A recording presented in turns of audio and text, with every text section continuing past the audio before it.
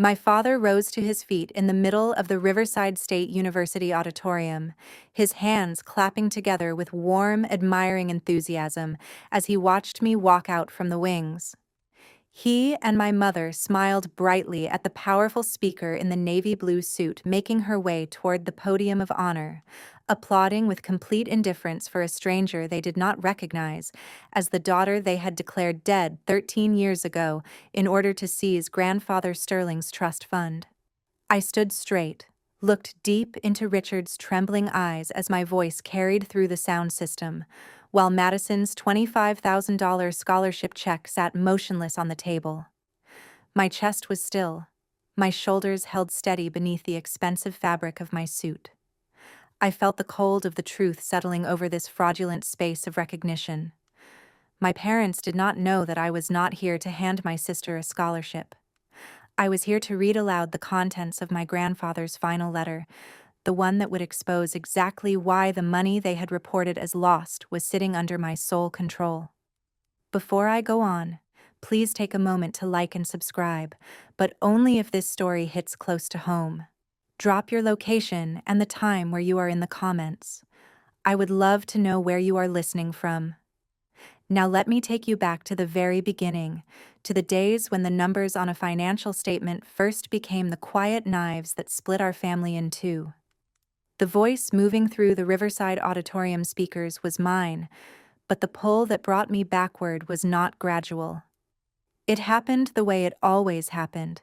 Between one breath and the next, the gala lights collapsed, the audience disappeared, and I was 15 again in the old Sterling kitchen on a September afternoon when the south window was doing what it did in late fall, throwing a particular low angle of light across the oak table that made the surface look like it had earned every one of its years.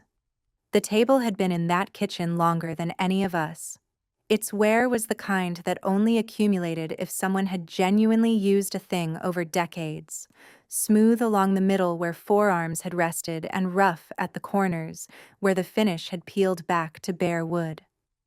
There was a dark grain line that ran in a slow curve across the surface that I had traced with my finger enough times to know by touch, and it was along that line I had been pressing the tip of my index finger when Grandfather Sterling settled into the chair beside me. Not across from me the way adults position themselves when a lesson was involved, but beside, angled slightly toward the paper between us, as if we were approaching the same problem from the same direction. His hands were large. That detail has never softened. Large and genuinely rough. Not the kind of roughness maintained on purpose, but the kind that builds up across years of actual use without anyone tracking it.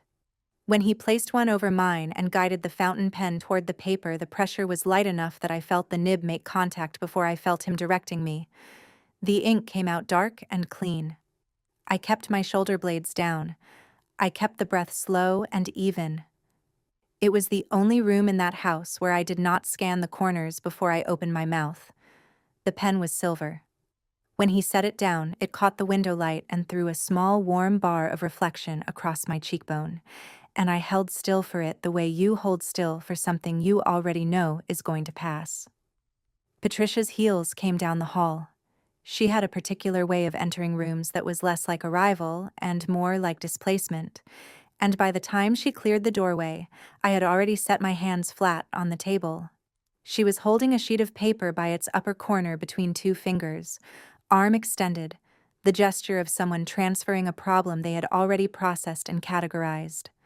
$450. Riverside General Emergency. The visit after the bike went down on Route 9 and I hit the asphalt shoulder first and split my scalp on the road edge. The bill had been sitting in the kitchen mail stack for 11 days, and I had been running quiet calculations each morning about when to bring it up, or whether to bring it up at all, whether there was a way to handle it before it became a conversation. She set it on the table directly on top of the practice sheet, and the edge of the paper pressed into the wet ink of a letter Grandfather had just guided my hand to form. A dark blue smear pulled across the lower portion of the page. Olivia, stop standing there like you're somewhere else. That's your hospital bill, $450. So you'll sign it and figure out how you're paying it back. Don't think that fall on your bike is something the rest of us are responsible for." She was already through the kitchen and into the back hallway before the last sentence was finished. Richard stood at the counter with his coffee, not looking at me, looking at the clock on the wall above the refrigerator, his jaw working in the slight, repetitive way it did when he was running numbers through his head. He said nothing. After a long moment, he set his mug in the sink without rinsing it and walked out. The clock ticked. The afternoon light shifted a degree. I did not pick up the bill. I picked up the pen. The silver was cold when my fingers first closed around it, and then it was not.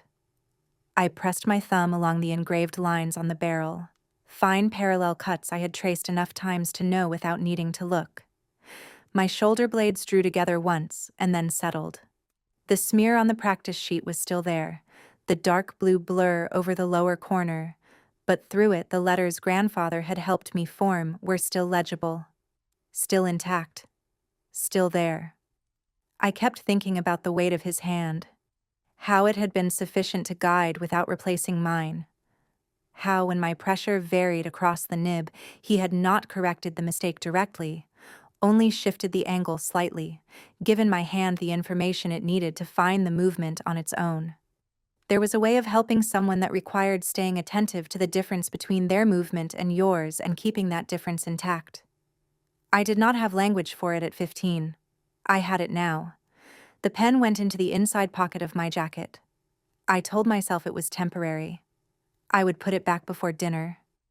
I wore the jacket to school the next morning with the pen still inside it, and I never did bring it back to the table. And I understood later, in the way you understand things that were true before you named them, that I had known the moment I picked it up that I was keeping it. That it was the only object in that kitchen that had ever been placed in my hands without an invoice attached somewhere in the paperwork.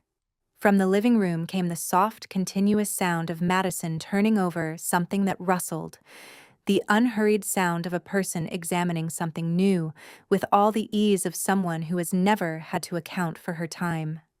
She had been sitting in there through the entire exchange. No one had called her into the kitchen. No one was going to.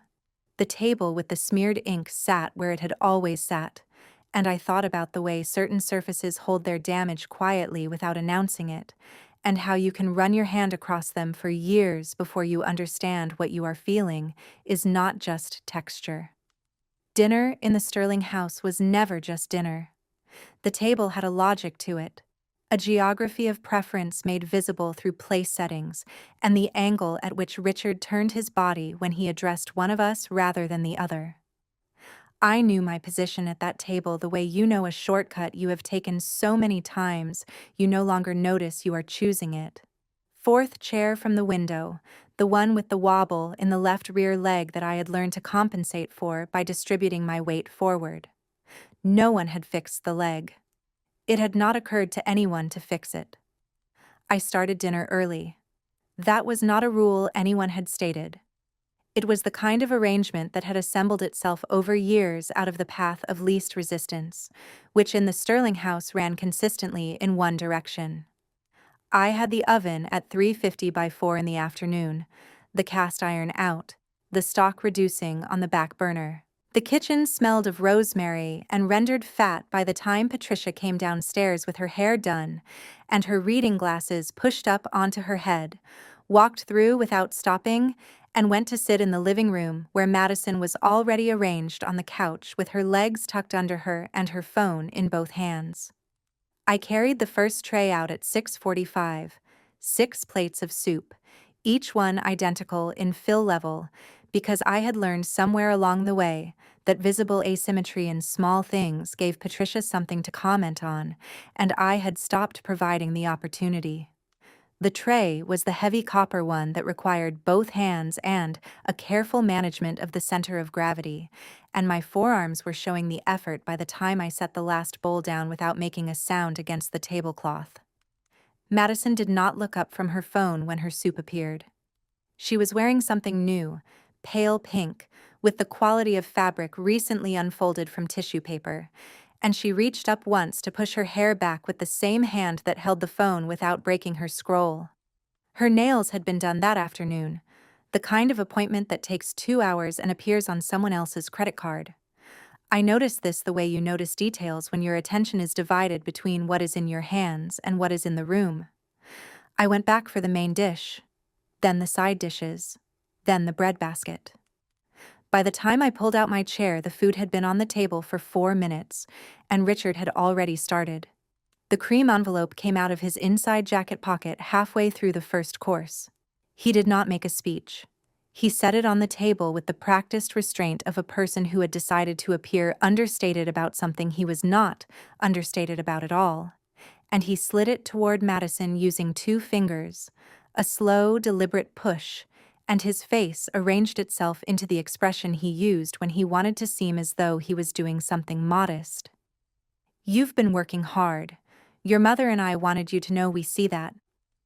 Patricia put her hand on Madison's shoulder, the fingers pressing lightly into the pink fabric, and leaned in as Madison opened the envelope. The money inside had come from somewhere specific. I knew this because 3 weeks earlier I had found the deed transfer in the kitchen drawer while looking for a pen to sign a package receipt. 1.4 acres of the northeast corner of grandfather's original property, the parcel he had marked explicitly in his own notes as not for sale, transferred to a development company, proceeds now folded into a cream envelope resting under my sister's hand at the dinner table.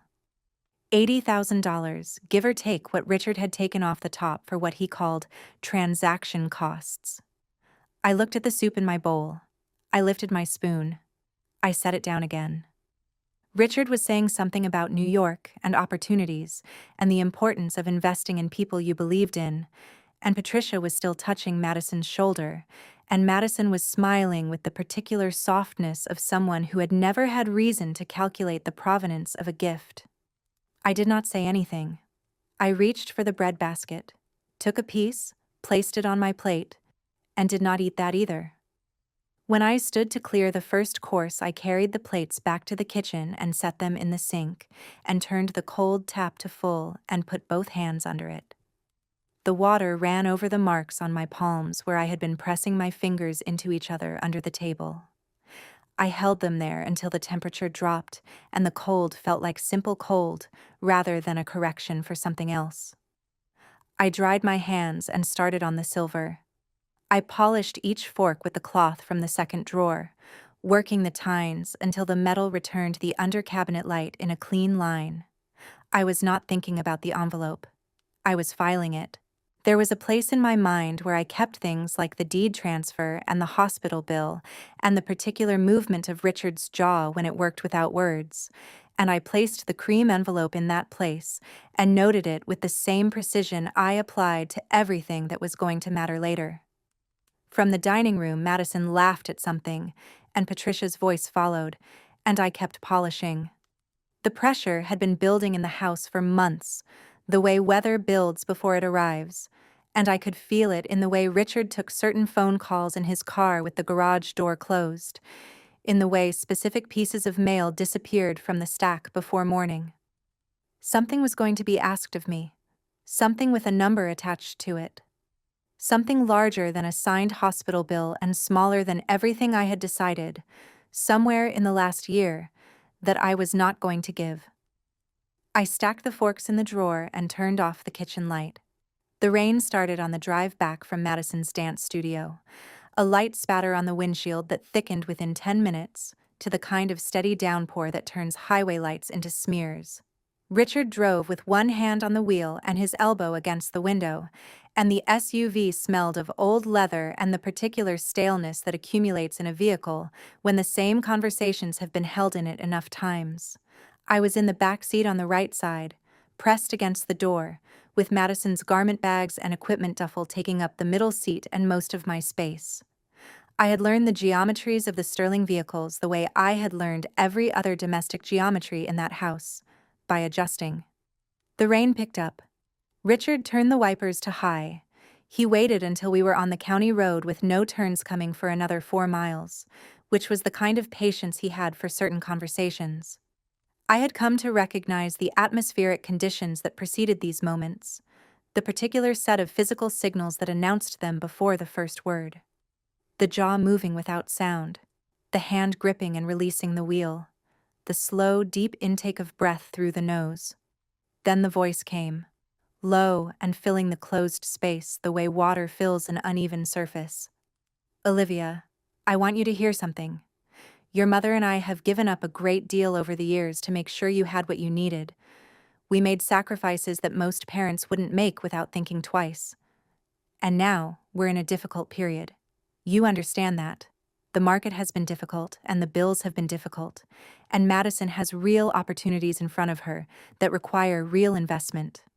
What I need from you is some understanding of that. Some willingness to put the family first instead of sitting on those savings like they belong to you alone. He had not looked at the rearview mirror once since starting. He was talking to the windshield, which was his way of indicating that what was happening was not a discussion.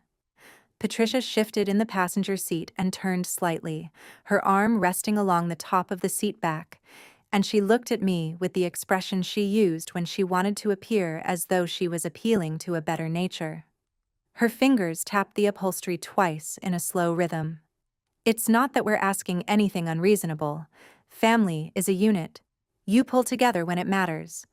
Resentment only hurts the person carrying it, Olivia. You know that. I kept my eyes on the window. The rain was coming sideways now, driven by a wind that had come up out of the northwest. The headlights of an oncoming truck turned the drops on the glass into horizontal lines. I counted them without deciding to, a mechanical act to keep my face still, to keep the line of my jaw from doing what it did when my back teeth were pressing together too hard. Under my right thigh, I could feel the corner of a paperback I had been reading in the car on the way out, a thick volume on property law and trust instruments that I had started a week earlier and had been reading in pieces, in the margins of other things. I had dog-eared a section about the conditions under which a trustee's authority could be legally contested. Richard kept talking. The words, family and sacrifice and your sister's future moved through the car, like weather moving through a closed space, pressing against every surface. I breathed through my nose. I kept my hands flat on my thighs. In the middle of it, there was a moment when the road curved, and a break in the tree line opened a view of the valley below, and the lights of the town were spread across the wet dark. And for a single breath, all of it went quiet in my chest. I thought about Grandfather Sterling sitting under the old oak on summer evenings after dinner, how he would bring a glass of water and simply be still with it, and how the stillness was not passive, but specific. The stillness of a person who had made his decisions and was at peace with them. I had sat beside him on those evenings more times than I could count, and he had never once told me what to do with my feelings. He had simply been there, and the being there had been enough. The break in the trees closed. The town lights disappeared behind the ridge. Richard's voice came back. After everything we've put into this family, I think it's a fair thing to ask. That's not a lot to expect from a daughter. I said nothing. I was cataloging. I had been cataloging for years, storing each specific instance of what was asked and what was given and by whom, and I was aware, in the cool and unemotional part of my mind that had developed around age 16 as necessary infrastructure, that the catalog was becoming useful in a way it had not been before. Lightning moved across the sky well ahead of us, white and brief, and in its light I could see Richard's knuckles pale on the wheel, and I understood that the tremor in his hands was not the storm outside, but the thing he was afraid was not going to go his way. The exit came up fast.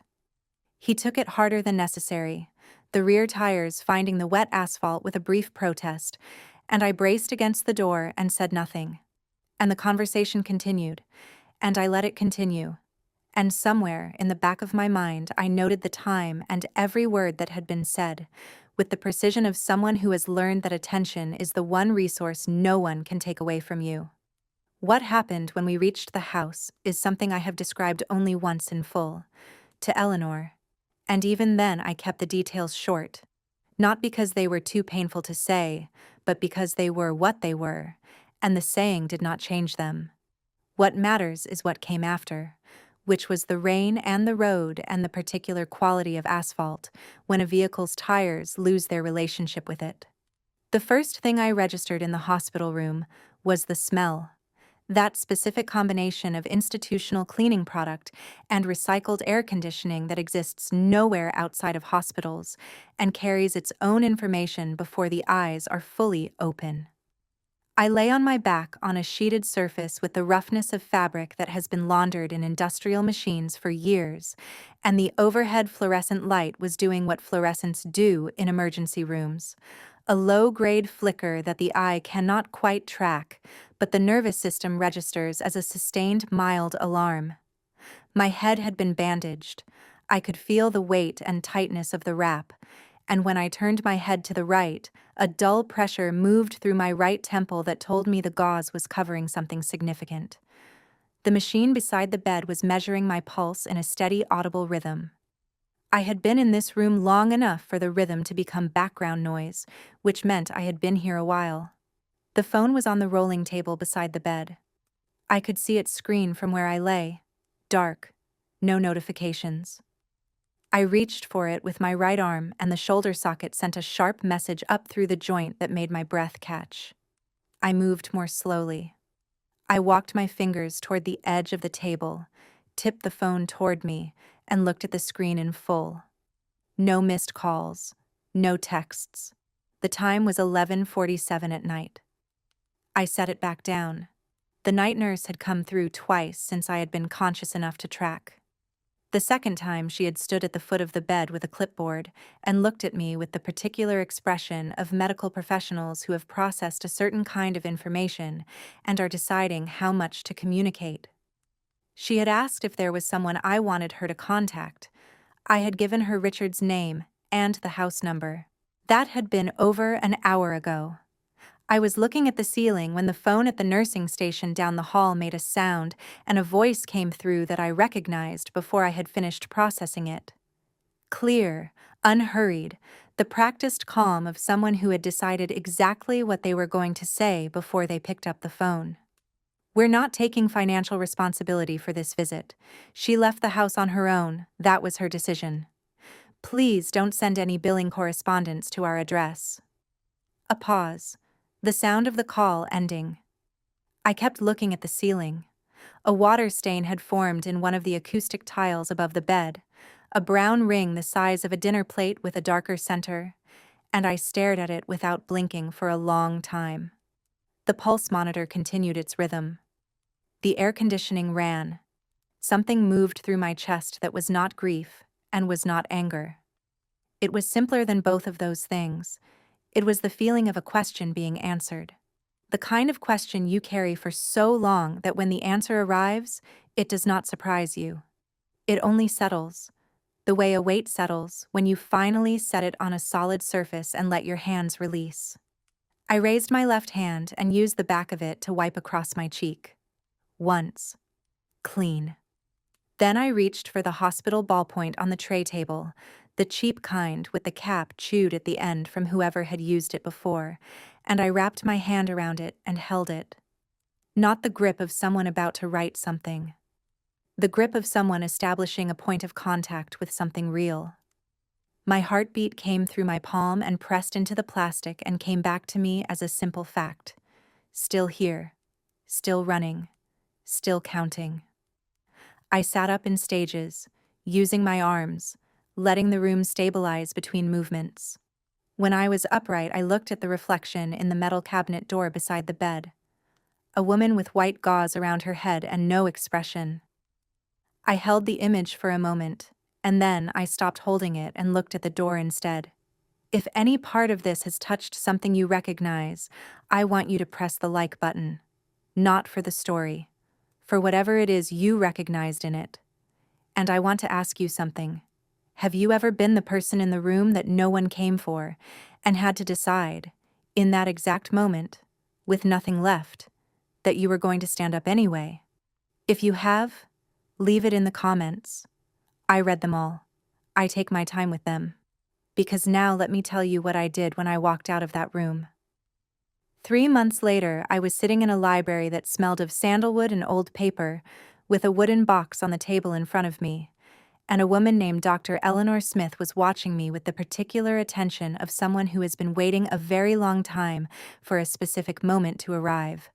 3 months is not a long time in the calendar, but in the accumulation of small, deliberate changes, it can be enough to become a different kind of person. Not different in the way people mean when they say it as a compliment, something achieved and complete, but different in the more useful sense, the way a material changes when it is placed under sustained pressure and then released. It does not return to its original form.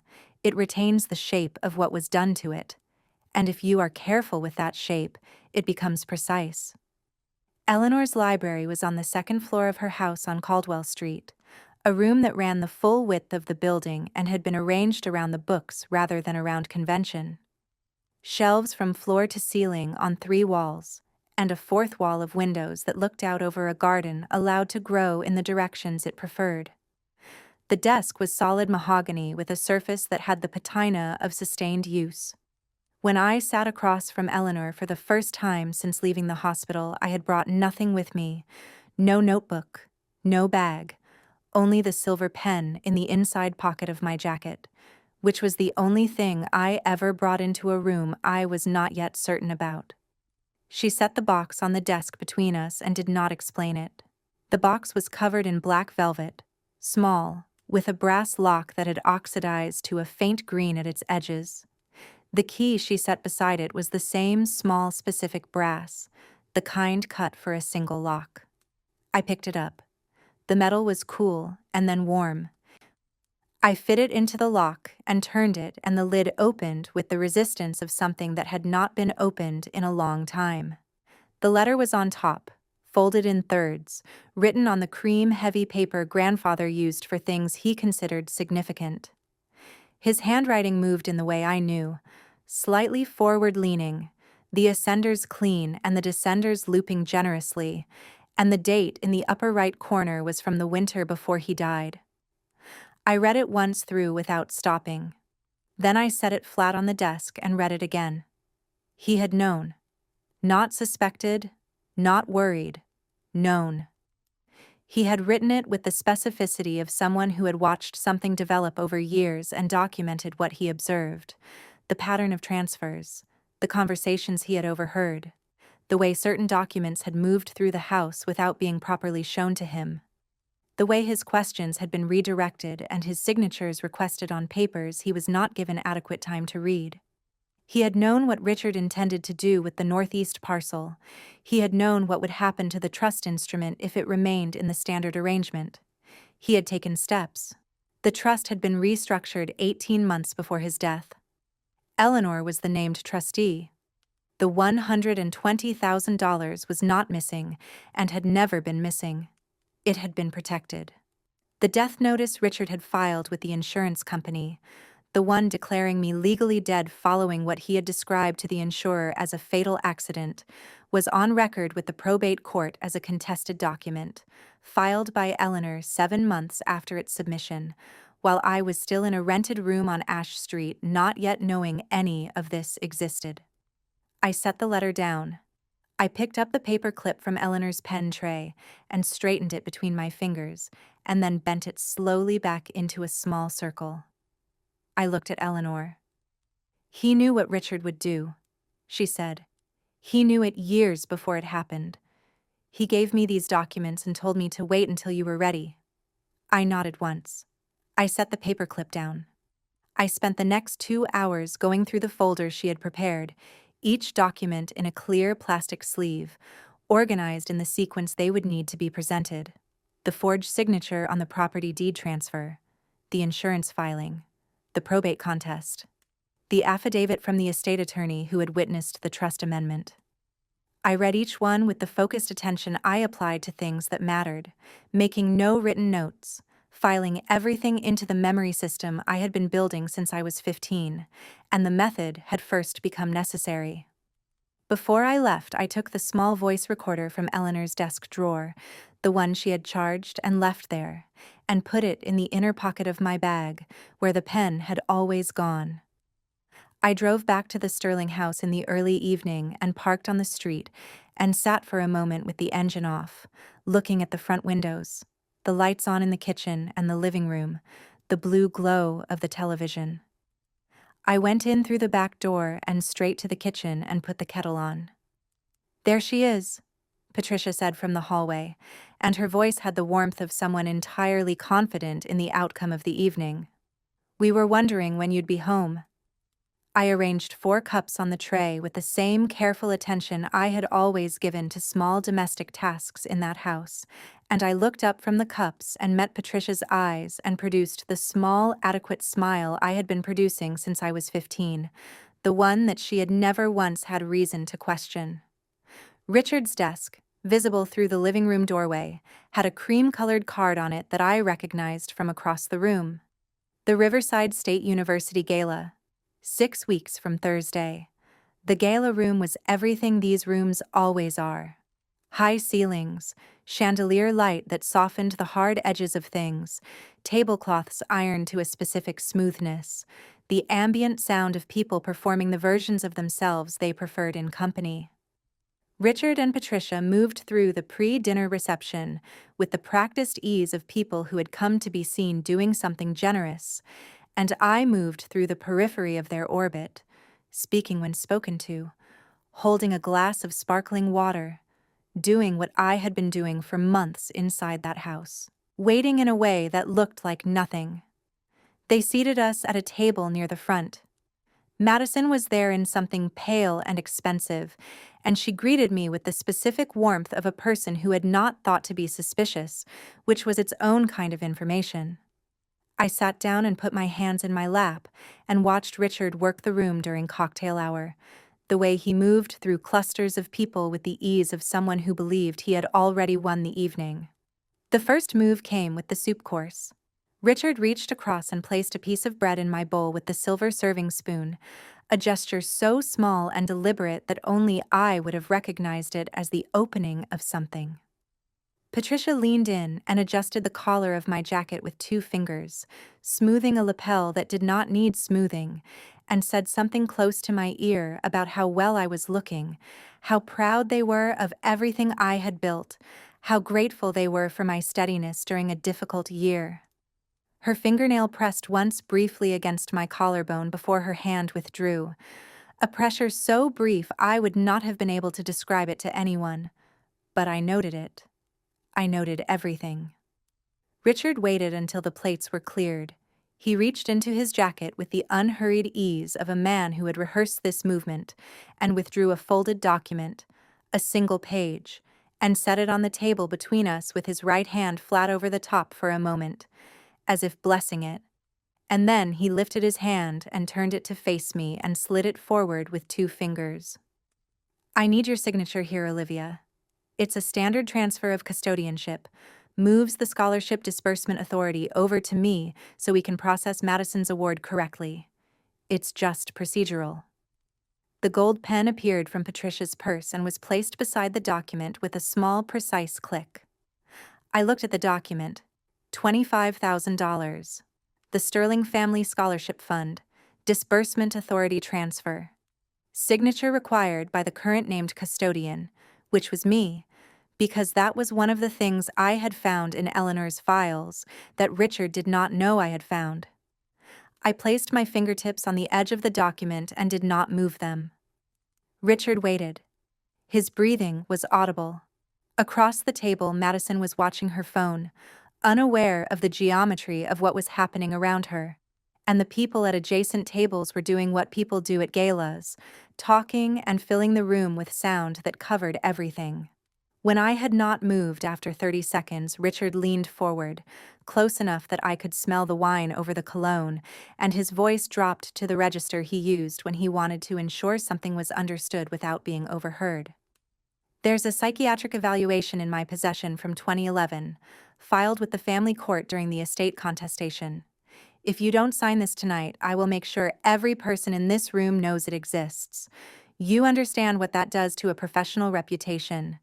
You understand what it does to a scholarship committee's confidence in the current custodian." His hand found my arm under the tablecloth, the fingers pressing in above the elbow with the specific force of someone who had decided pressure was the appropriate instrument. I looked at Richard's face. I looked at the document. I looked at the gold pen. I reached out and picked up the pen with a slow, deliberate movement and held it between my fingers, the cap still on, the point nowhere near the paper. The chandelier light moved across the room. The table conversations continued around us. Richard's hand pressed and held, and I sat with the pen in my hand and the document in front of me and waited for the exact right moment, which had not yet arrived, but was now very close. I set the pen down. Not to one side, not away from the document, but back in the center of the table exactly where Patricia had placed it, point still capped, parallel to the folded edge of the document. Richard's grip on my arm tightened and then released when I reached into the inner pocket of my jacket. What I withdrew was not the document wallet. It was the letter. The original, still in its fold. The cream paper with grandfather's forward-leaning handwriting and the date from 3 winters ago. I set it on top of Richard's document and smoothed it flat with the open palm of my hand. One slow pass, and then I folded my hands in my lap and looked across the table. Richard did not move for several seconds. He was looking at the cream paper the way people look at something that should not be there, with the particular stillness of a mind rapidly recalculating what it thought it knew. "The trust instrument was restructured 18 months before grandfather died," I said. I was not speaking loudly. I was speaking at the volume of normal table conversation. "Dr. Eleanor Smith is the designated trustee of record. The $120,000 reported missing from the estate has never been missing. The property deed transfer for the northeast parcel was executed without authorization and has been filed as a contested document with the probate court since last spring. The Scholarship Fund Disbursement Authority was assigned to me by grandfather's amendment and cannot be transferred without trustee approval, which was not sought and will not be granted." Patricia's chair moved against the floor. Richard's hand came down on the table. The wineglass went over. The red spread quickly across the white cloth, soaking into the linen in a widening dark shape, and the sound of the glass catching the silverware carried across the immediate tables, and a silence opened up in the surrounding conversation, the particular silence of a room that has registered something and not yet processed it. The arrangement he maintained in public, the practiced reasonableness, the managed warmth, was gone, and what was underneath moved in his jaw and his neck and the set of his shoulders. He made a sound that was not a word before the words came. "You ungrateful, manipulative little, you have no idea what you've just done. Everything this family has given you. After all of that, you sit there and you think you can do this to us, in front of these people. After everything." His voice had climbed. People were watching. A man in a gray suit at the adjacent table had turned fully around in his chair. Patricia grabbed the edge of the letter with both hands and the paper tore slightly where her nail caught it, and she pulled it back, and then stopped pulling because there was nothing to do with it. She set the torn letter down and pressed both hands flat on the table and looked at me with an expression I had seen in her face before, but only in private, never in company. I reached out, picked up the letter carefully, and folded it back along its original crease lines, and slid it into the document wallet and closed the clasp. The silence at our table was a vacuum, but the rest of the room was moving toward the night's climax. The master of ceremonies stepped to the main podium, his voice booming through the auditorium speakers, announcing the presentation of the Sterling Family Scholarship. Richard's hand was still shaking against the wine-stained cloth, his eyes darting toward the stage and then back to me, a silent, desperate command for me to play my part. But I was done with his script. I stood up. I didn't look at the ruin of the table or the red stain spreading like an admission of guilt. I walked toward the wings of the stage, my heels steady against the polished floor, exactly as I had envisioned for 13 years. When my name was called, I stepped to the podium. The navy blue suit felt like armor. I looked out at the sea of faces, found my father's trembling eyes in the front row, and I didn't reach for the $25,000 scholarship check. Instead, I pulled the cream-colored letter from my wallet. I leaned into the microphone. My voice didn't shake. It carried to every corner of the Riverside State University auditorium, clear and cold. I read the words my grandfather had written in the winter before he died. I read the proof of the restructured trust, the truth about the missing funds, and the legal reality of the daughter they had tried to erase. The collective intake of breath from the audience was the only sound in the room. I finished the final sentence, looked directly at Patricia's frozen mask of a face, and stepped back from the mic. Eleanor was waiting in the shadows of the exit door. She didn't need to say anything.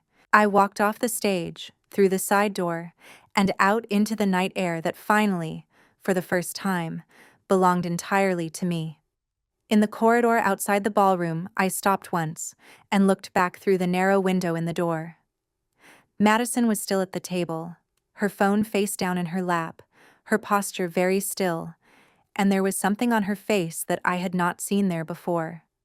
Not the smooth, comfortable blankness of someone who has never had to be vigilant. Something that looked more like the beginning of a question. I turned and walked with Eleanor down the corridor toward the service exit, and the sound of the gala receded behind us and did not follow. The night air outside was cold and clear, and the absence of the room and its pressure was simple and physical, the way it feels to set something down that you have carried a long distance. I did not have a word for what I felt. I did not need one. Weeks would pass before I understood the full shape of what the consequences would be, but they were already in motion. The Sterling house in late October had the look of a place that had always been on the verge of decline and was finally being permitted to arrive there. The lawn had not been cut since August and had gone past the point of looking intentionally long into simple neglect, pale and matted in patches where the season had started to turn it. The Japanese maple by the front door had dropped half its leaves in the early cold snap, and no one had raked them, and they lay in a wet, dark layer against the porch boards. The SUV Richard had kept meticulously as a point of appearance was wearing a bright yellow wheel lock on the driver's side front tire. I knew the name on the Asset Recovery Company's paperwork because I had seen their logo at the county courthouse. I did not go to the house. I watched it twice from the car on separate occasions, not out of any need to confirm what I already knew, but because there is a part of the mind that requires visual evidence before it moves from understanding to belief. I sat at the curb with the engine off and noted what was different and what was the same, and what was different was everything except the structure itself. And what was the same was that it still looked from the outside like a house belonging to people who were doing fine, which had always been its primary function. Richard had appeared at the county clerk's office twice, the first time to request a delay on the estate proceedings. The second time with a private attorney whose billing rate Eleanor had looked up and told me, in the tone she used for information she considered important, but not surprising. The insurance company had completed its investigation of the fraudulent death certificate. The outcome had been communicated to the probate court and to the district attorney's office. These things move slowly by the calendar and quickly in their practical effects, and the practical effects were visible in the wheel lock and the unmowed grass and the mail accumulating in the box at the end of the driveway. Madison came to my office on a Thursday. She had called the day before to ask if she could, and I had said yes, and then sat with the fact of it for the rest of the afternoon, working through the documents on my desk with the particular focus you apply when something else is already occupying the back of your attention. She looked smaller than I remembered, which is a way of saying she looked like herself rather than like the version of herself the Sterling household had provided an audience for. No salon blowout, nothing new at all. She was wearing a navy canvas jacket I recognized from 2 years ago, and shoes that had been resoled. Her hands, when she set them on the edge of my desk, had no manicure. She placed a bank card on the surface. It's what's left. I didn't spend all of it. I know that doesn't fix anything, And I'm not here because I think handing this back makes us even. She looked at her hands. They told me you ran away. That's exactly the phrase they used every time. She ran away. She chose to leave. They said it enough times that I stopped asking why you would have done that, because the explanation was already built in. A pause. I didn't ask them. That's the part I keep coming back to. I had the same information you had for years, and I didn't ask. I slid the glass of water I had already poured toward her side of the desk. I did not pick up the card. She talked for close to an hour. I listened without interrupting except twice, when I asked clarifying questions, not to argue a point but to understand the specific shape of what she had been told and in which years she had been told it. The picture that assembled itself was consistent. A family story constructed around a particular version of events, maintained across years with enough detail to be convincing, dependent on Madison never asking the people who could have told her differently. When she finished, I stood and walked around the desk and we went to stand at the window, the one that looked out over the campus's inner quadrangle with its 2 old sycamores. I had prepared a list after she called, a single sheet with 3 contact numbers and 4 program names. 2 independent foundation scholarship programs. 1 counseling service that worked specifically with people processing the particular kind of confusion that comes from having been given a false history and having built a self on top of it. 1 professional development program in the city she had mentioned once wanting to reach. I gave her the list. Her hand was steadier taking it than it had been when she walked in. "Come back when you're ready to talk about next steps," I said. "Not before. When you're ready." She left through the main office door. The card was still on my desk. I put it in the drawer and returned to the open folder in front of me, and the afternoon light through the sycamore branches was good at that hour, low and warm, and the work was actual and mine, and the quiet that followed a long and complicated noise finally ceasing had a specific quality that I recognized and was grateful for. 1 year would be enough time for everything that needed to settle. A year passed, the way years pass, when you are genuinely occupied with your own life rather than with the management of someone else's version of it. Slow in the middle and faster at the ends, with a quality of accumulation you only perceive when you stop and look at what has been built. My apartment was a 1-bedroom on the 3rd floor of an old converted house on the east side of the county, the kind of building that had been subdivided with care rather than efficiency, so each unit had inherited some original feature. Mine had windows on 2 sides and a view to the northeast that included a stand of old oaks at the back edge of the property, and in the mornings at certain times of year the light came through those trees at an angle that reached all the way to the far wall, and I had arranged my reading chair in the path of it. The silver pen lived on a small velvet tray on the bookshelf, between a framed photograph of Grandfather Sterling at his desk in the years before I was born, and the bound copy of the trust amendment that had been Eleanor's doing. I had the pen cleaned and serviced once, kept it filled, and used it for things I decided were worth using it for, which was a narrower category than it might sound, but a real one.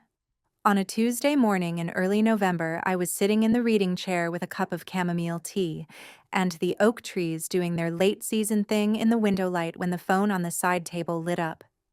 The name on the screen was Mom.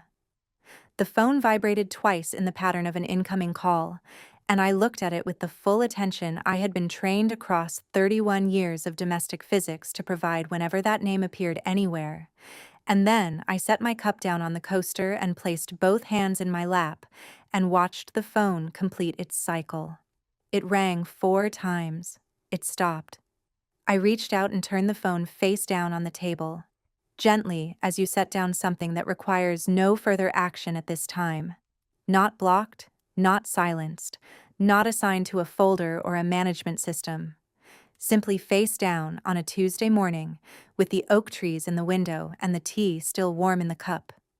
There was nothing in me that could be described as hardness when I did it. That was the part that had taken the longest to understand, that the absence of response was not the same as damage repaired, that it was simply the result of having made a decision once, clearly and with full information, about where the line was and what it cost, and having not revised that decision in the year since. Patricia could call. The phone would ring. The decision would remain what it was. The doorbell at 10 was Madison, which I had been expecting because she had sent a message the night before.